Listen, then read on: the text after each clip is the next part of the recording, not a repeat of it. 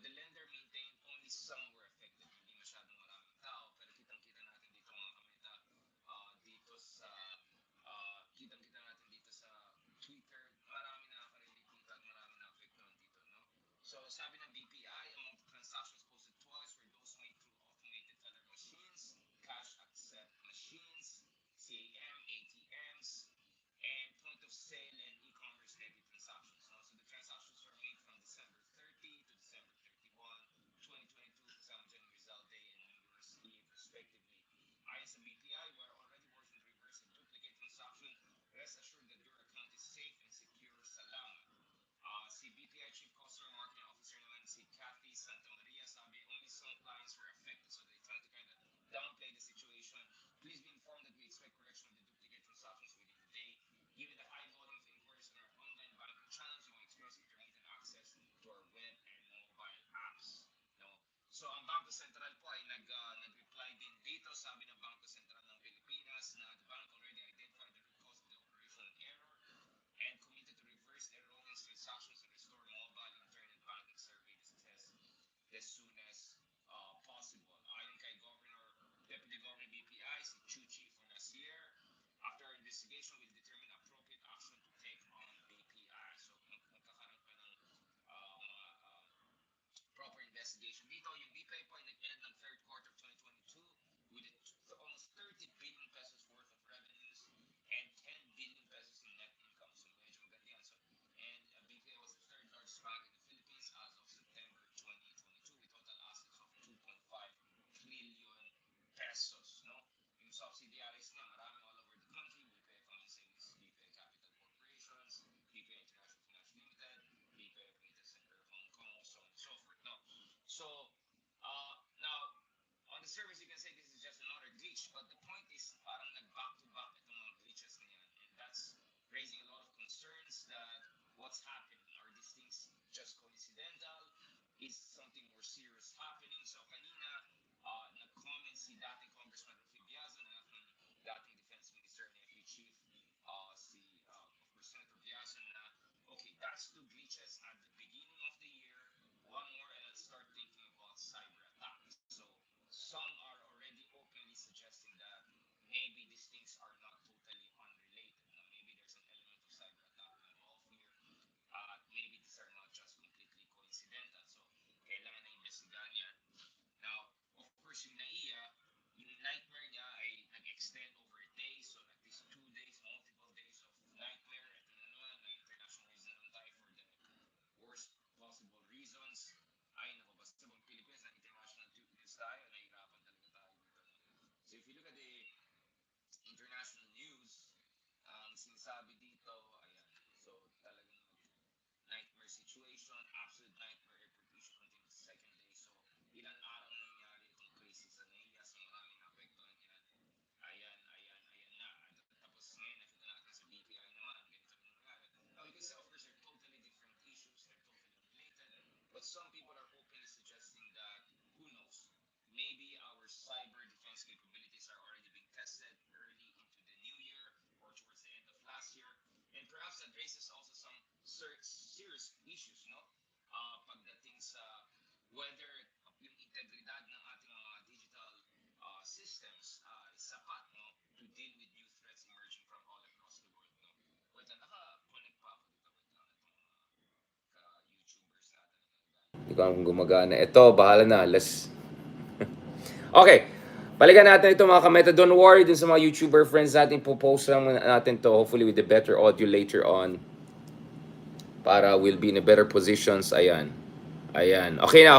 Okay, inayos natin. Okay, so mukhang na-connect siya or disconnect siya. Inayos na natin. Pasensya na. Mahal ko rin kayo. Mahal ko kayong lahat. Okay, huwag kayong magalit sa akin. Tao lang po. Kahapon nga, nahihirapan tayo mag-OBS dito. Dahil nag-error. Ang tagal-tagal kong 30 minutes ko inaayos yan. Inaayos ko yung video, ang daming mga ang daming mga ek-ek na kailangan kong ayusin kahapon. So, at least masaya ako na kahit papaano we're back in business having this kind of discussions. So, pasensya na ha? Medyo rusty pa tayo. Marami pa akong dito alaga, maraming bisita sa gumagamit na ng mga internet mga yan. Siyempre si Dad na internet TV, sila mga ganun. So, kailangan natin Ay, inaayos ko lahat yan. Pasensya na, simpleng tao lang po. Simpleng mamamayan po, gumagamit lang ng basic wifi na napakamahal. Sobrang namamahalan ako dito sa internet sa Pilipinas and yung kalidad is nowhere close to where it should be for what we're paying. No? 50, $60 a month. You're paying $60 a month tapos ganyan mga internet natin talagang. So kaya nga kahapon pinag-usapan natin yung issue ng NAIA shutdown na that's simptomas lang ito ng mas malalim na problema including yung power crisis dito sa Pilipinas. Napakamahal ang electricity rates sa Pilipinas at napaka-unreliable. I heard 1,000 excuses na, oh, we're archipelagic, we're blah, blah, blah. No. The reality is that dahil napaka-corrupt yung dating dictatorship, na bankrupt yung state-owned enterprises.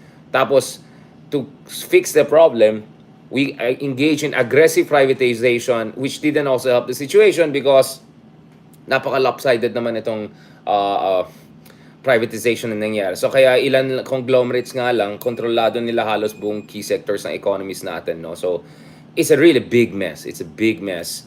And this is really not reflecting well on the country in terms of our hopes to, as President Marcos put it, harvest investments, blah, blah, blah, from all across the world. Now, so yon. Now, isa pang tanong natin dito mga kametay, saan naman yung mga bashers? Yung mga bashers na nagsasabi na, naalala yung si Atom, si paring Atom, of course, my good colleague and friend, si Atom, when he raised this issue about NAIA the other month, but actually a few weeks ago lang, di ba? Sa December yun, nung nag-raise siya ng issue na sobrang grabe yung talagang broken yung transportation system natin. Sabi niya, just arrived at the airport from an overseas trip, no coupon taxis, no meter taxis, no Grab, wala rin tayong mga bus at tren dito. Basically, kung wala kang sundo, you're deads. It's been an hour and counting. This is what a broken transport system looks like. So, ang dami nakaka-relate kay parang Atom. And I'm glad that my good friend is being honest about these things. I know he's an anchor and big shot journalist, but sometimes we have to show our human side and frustrations, and we have to show na we feel the pains of ordinary folks. So quote unquote ordinary folks, di ba? So I'm glad na na-raise yan. Of course, ang dami naman nag-bash dyan. You can guess sino mga yan. Mga ka-unity dyan, mga katatay, mga ganun. Dami nagalit dyan. But now, nasaan na sila? Nasaan na yung mga bashers ngayon? Di ba? Akalain mo, nag-world news tayo nako, nakakaya na naman ng mga na-shutdown yung system na power outage in an international airport. Mga pang fourth world yan, guys. Hindi na third world yan. Fourth world na yung mga ganyan. Kaya talagang kailangan natin ayusin yung sistema natin. Dating binabash-bash yung dating administration sa mga kapalpakan. Paano naman yung kapalpakan ng yung dating administration, pinaka-immediate na previous administration? They had 6 years in power. What on earth did they do to significantly improve the situation? Di ba last year meron nga yung sinabi nung isa, sino ba yung nagsabi na magiging 30 minutes na ba? Ano sabi nung isa? Nasan na? Di ba? Sino nagsabi? Ilabas natin. Yan kasi. Ito. Ito. Diba? 2021 pa sinabi na mangyari sa 2022, diba? Na yung traffic daw sa Metro Manila, 20 to 30 minutes you can get from whatever location to another locations. Ayan tayo. Ay, talaga. Nabudol na naman tayo. Kamusta na? Ito, post natin yan para... Ay nako, ako, I have nothing against any politico in this country. Ang akin lang naman, sana naman, di ba? Sana naman. Kung ang lakas nyo mag-criticize ng dating admin, tapos ganyan lang yung performance nyo with all the money, resources, and time, then maybe it's time for some reflection. Anyway, our best wishes to our current president to get things done as far as the problems and crises in the country are concerned. Hopefully, hindi lang hanggang sa vlog lang. Hopefully, sa katotohanan ng nangyari. Hopefully, hindi lang purong creative communications ang nangyari. But we also have creative solutions, real solutions to real problems faced by our mga kababayan, right and left, So, itong issue ng cybersecurity is an important issue. Alam natin, ang Pilipinas, on many surveys, didn't come out very well in terms of its cyber integrity, etc. So I think we need really serious investigation into this. So I call upon our friends and colleagues, etc., whoever, John, especially sa Senado, to conduct some serious investigation into this to figure out, ano ba talaga nangyari. Are these related? Are these coincidental? What is the overall state of cyber defense capability of ng Pilipinas? So our good friend si Professor Francis Domingo, Dr. Domingo of De La Salle University has done very good works on cybersecurity. I suggest you guys check his works. I will have to update also on this issue, but I came across it throughout the years as a political science scholar. Now, balikan natin muna si Pangulong Marcos for a moment because eto na, officially ngayon na po yung meetings niya. So kanina nakapag-meeting siya sa head ng standing committee ng China Standing Committee. Ilabas natin yan mga kameta, no? I'll go through it para exact, no? Ito, live updates natin yan, mga kameta. So, ito yung pagbisita ni Pangulong Marcos sa China. Obviously, when it comes to President Marcos, China is a known commodity. He has been there. He was there at a very young age when he was seen as a princeling, prince apparent, crown prince, however you want to put it, no? Kasi de facto royalty na tayo almost dyan, or pa-royalty. Pakita natin yung picture natin dyan. No? So, kita niyo, di ba? Noon pa lang, nasa international diplomacy ng ating president. Sino president? Si Lola. Si Lola ko, gusto niya si Andrew E. Andrew, kasi ginanong ko yung hat ko nung sa araw. Ginanong ko yung hat kasi nag-picture kami. Sabi naman, parang Andrew yan ah. Ayan. Ayan naman tayo eh. Ubartagulan tayo. Ito. So, speaking of history, of course, the Marcoses are very familiar with China. Here we see a picture of very young, very young BBM with Chairman Mao, the great helmsman of China.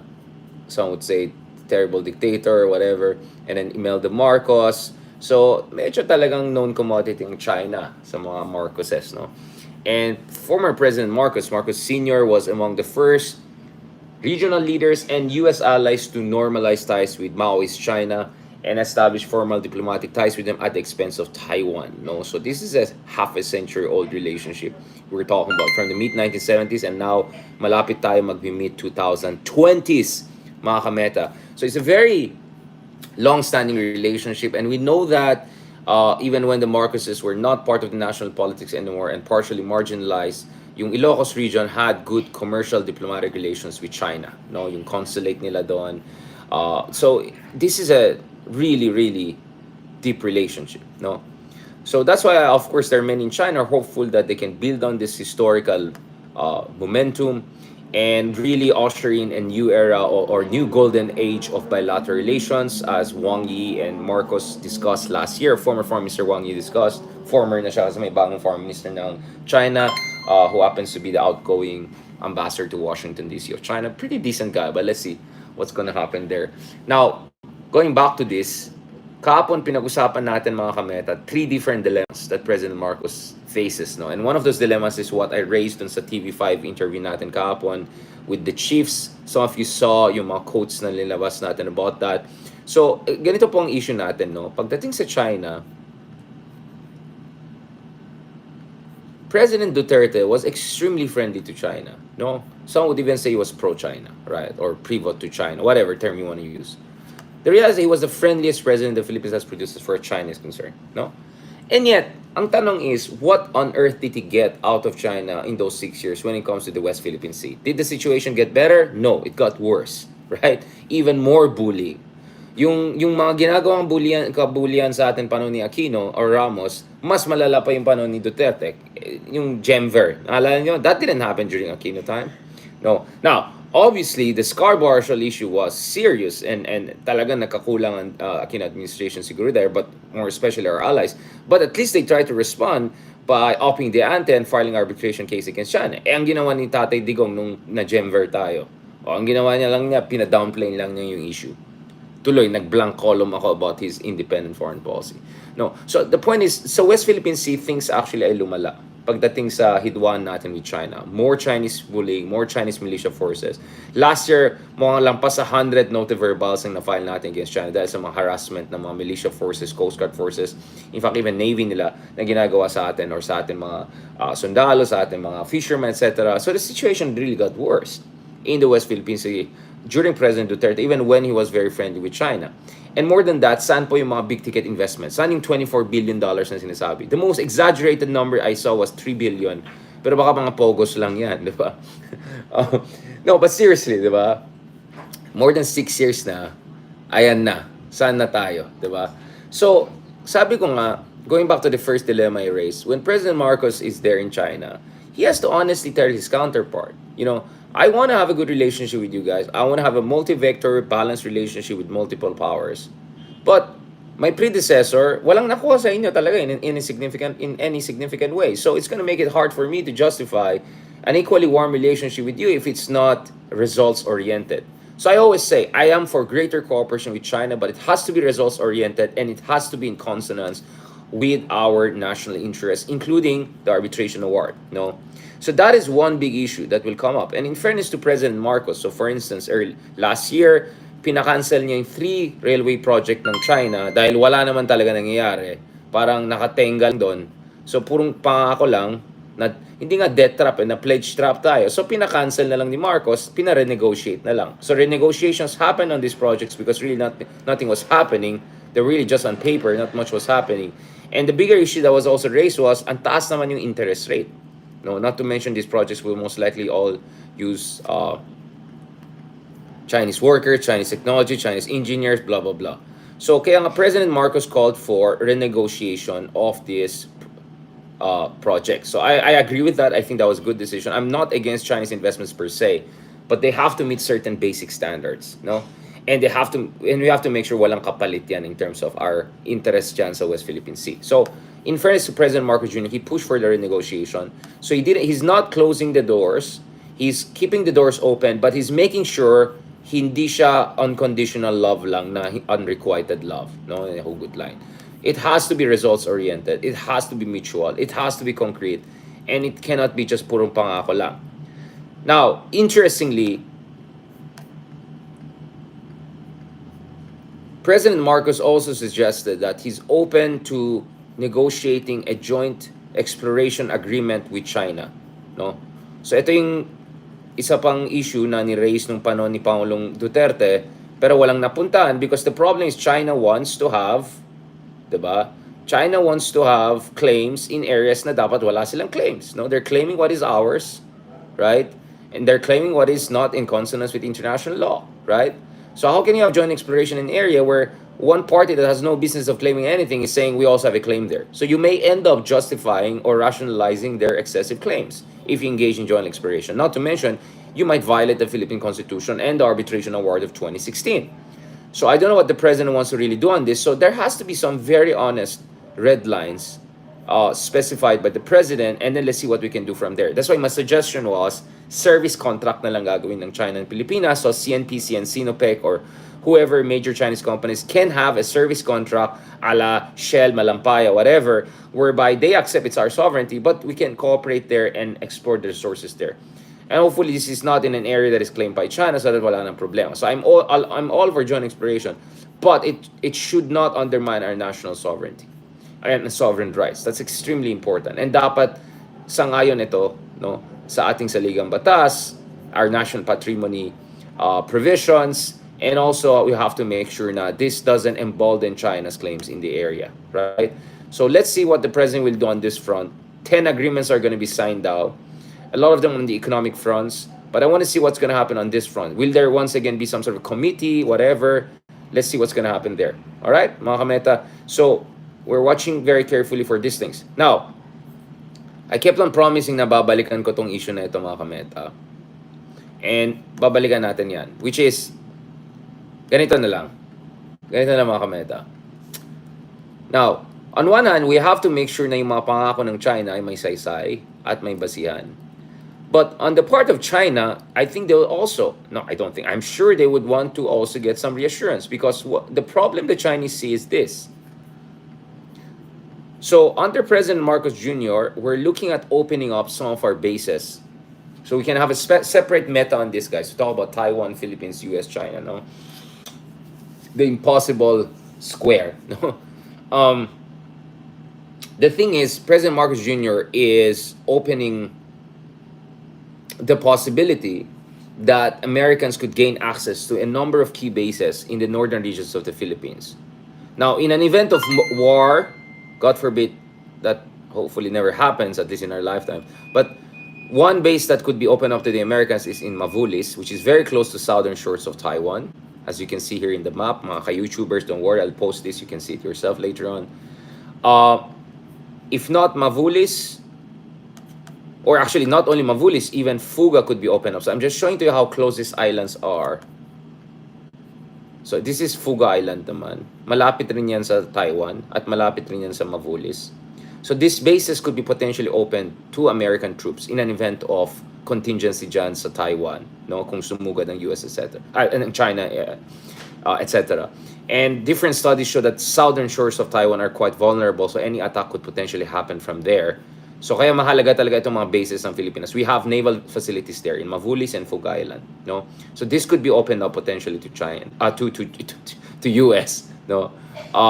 Now, speaking of even non-war situation, under the Enhanced Defense Cooperation Agreement, there are also discussions of potential opening of some bases in Cagayan region, in Isabela region, etc. under the Enhanced Defense Cooperation Agreement, in addition to other pre-identified bases like Basa Air Base, Bautista Air Base, which are also very important, especially vis-a-vis the West Philippine Sea dispute. So, ang point ko is, kung ikaw in China at meron kang kausap na sinasabi, we want the golden age, we want a good relationship, blah, blah, blah, and then at the same time, nakikita mo itong kausap mo ay napaka-friendly sa US at potentially binubuksan ang kanyang mga bases dito sa America, potentially because nothing is finalized yet, then probably you're gonna ask for something, right? You're gonna say, you sure you wanna have more investment from us? Maybe you wanna reconsider this. So those are the things I'm really interested in. Now, President Marcos will also go to Japan and US later this year, so I'm sure they'll also offer him something to make sure that on an even keel, no? Yung revitalization of bilateral ties. So this is very complicated, in short, I'm saying. So on the surface, things look nice. Yung sinasabi na friends to all, enemy to none. Well, let me tell you this. Only children believe in that nonsense. No, and not even children would be. Only fools will think that you can treat enemies as friends, right? Because we have enemies in this world, right? And you cannot treat your friends and enemies the same. Or you cannot treat your allies, super allies, and ordinary friends and semi-friend, frenemy, all the same, right? As Aristotle said, injustice also is a case whereby you treat unequal people equally, right? So we cannot be just friends to all, regardless of what they're doing to us, including what they're doing to West Philippine Sea. We have to have clear red lines. Nonetheless, I agree with President Marcos that our relationship with China should not be defined by a single issue. But the reality is that the West Philippine Sea issue and now even the Taiwan issue are so important that it's going to be very difficult to just shunt it aside and say, let's just focus on economics. Because as far as China is concerned, they're not going to give us free cookies, no? If they're going to make any real investment, which they didn't do really much under Duterte, they're not gonna just allow. They're not just gonna sit idly by and just say, okay, Marcos, do whatever you want with US and all, even though may direct implication ito sa ginagawa namin sa China, ay sa Taiwan or West Philippine Sea, di ba? So yun yung mga sinasabi kong dilemma. So I want to see what agreements are gonna come out tomorrow. We'll have more discussions on that. Gusto ko rin sana makita ano yung update dun sa Pogo issue. Is there going to be a final agreement on making sure na wala ng Pogo sa Pilipinas or significantly reducing numbers? Or umasa na lang tayo sa mga katulad ni Vico Soto to make the right decisions on this issue? Alright? So we can have more discussion on this on Taiwan, etc. But at least, as I promised, finally, I'm showing you some maps. I'm showing you some data here so you can see my point of reference when I discuss things. But there's so much more to discuss here. Alright, mga kameta? Don't worry, I'm going to post more. Also sa mga YouTuber friends natin, you're gonna have a more graphics-based version of this and pasensya na lang sa audio. Pa-high-tech feel tayo ng mga presidential security style, mga ganyan. Ayan. So next time magbe-basics na lang tayo. Alright? Para walang problema. So maraming salamat sa ating mga minamahal na kameta on YouTube, on Facebook, among others. Talagang kahapon, hirap na hirap talaga ako dito kasi hindi ko alam nangyari sa internet ko. Sabi ko, ano ba nangyari dito? Baka nasa cyber, di ba? Grabe talaga, hirap na hirap ako. Ilang 30 minutes ko siniset up, nagkakaproblema. Yung, ang dami kong ina-adjust dito kung ano kagikan ng ginagawa ko sa audio sa resolution, sa downscale filter, ayos ko doon sa video bitrate, sa audio bitrate or whatever, or bitrate, whatever.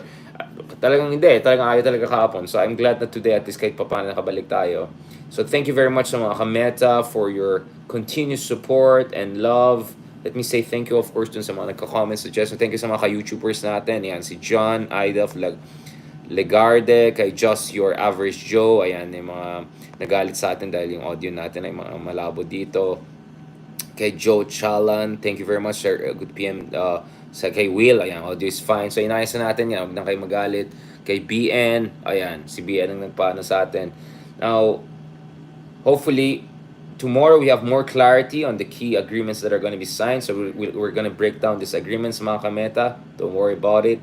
Let me just thank Ma'am Eden Olonan so much as always for being so supportive and her kind comments and suggestion. Kay Ma'am Jocelyn Lomberio, super thank you as always. Kay Riz Annie, ayan, at talagang mga usual suspects, talaga mga nagmamahal sa atin. Alam ko naman lahat naman kayo nagmamahal sa akin in different ways. So, ayan na. Sorry, I have to go ahead na kasi may mga duties na ako, parang tatay style. Wait lang, ba't itong lumalabas? Ano ba nangyari dito?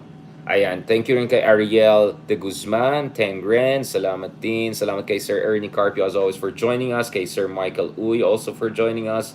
Salamat kay Lina Mirales for joining us. Ayan, ayan na. Sabi ni Will, purong MOU lang naman. Yan ang problema. Kaya mamaya yung mga ka-unity natin na magpo-post na, nakauwi po si ating Pangulo ng $40 billion, mga blah blah blah. Ayan, nako, baka purong ano lang yan. Pledge na naman yan. I will believe it when I see the real investments, literally concrete investments. Thank you kay Angeline Simons, kay Annabel Gamoras, again, Riz Annie, Jean Canlas. Salamat, salamat. Thank you as always. Let's catch up again soon and have more discussion about this. Maraming salamat. I'm so glad that at least nakabawi tayo, naka-analyze tayo using OBS again. And I'm glad to be live once again on YouTube. So maraming salamat. Thank you po. God bless and talk to you soon.